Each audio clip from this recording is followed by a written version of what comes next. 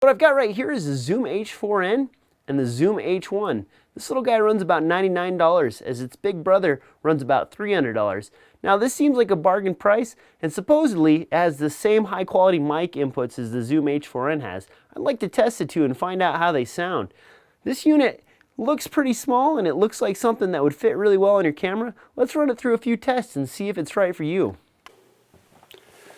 So I've got both of these field recorders running, the Zoom H1 and the Zoom H4n.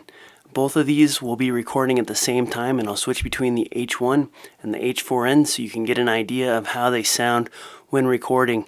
This one, as you'll notice, does not have the swivel inputs that the Zoom H4n does. I've got the Zoom H4n set on 90 degrees and I've got the roll off or low end on both of them set. I don't know what you'd like to hear right here, so I'm just talking into the mic. This is the Zoom H1, and you can hear how it sounds. 1, 2, 3, 4, 5, 6, 7, 8.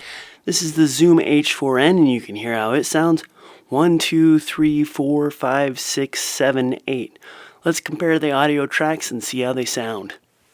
So there's a few things I like and a few things I don't like about the Zoom H1. First of all, the Zoom H1 is made out of plastic. This back cover right here kind of feels cheesy, like it's going to fall off. Not on very secure. The build quality on this is definitely not up to par compared to the Zoom H4n. One thing I do like about this unit though is that there's a simple button right in the center. You press that button and it starts recording. You press it again, it stops recording. With the Zoom H4n, you have to press the record button once to arm it and then again to record. It's kind of a pain in the butt and slows things down a little bit. The other nice thing about this little guy is that it runs on a single AA battery for about 10 hours, whereas I only get about 3 to 4 hours out of my Zoom H4n on 2 AA batteries.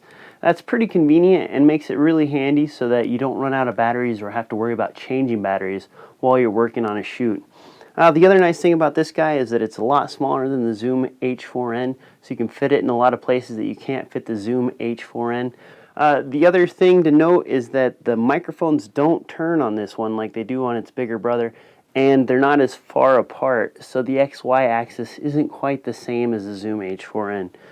All in all, this is a pretty good bargain. There are some things I'd like to see fixed, including a tougher case, a little bit less flimsy controls, and a backlit screen that stays backlit.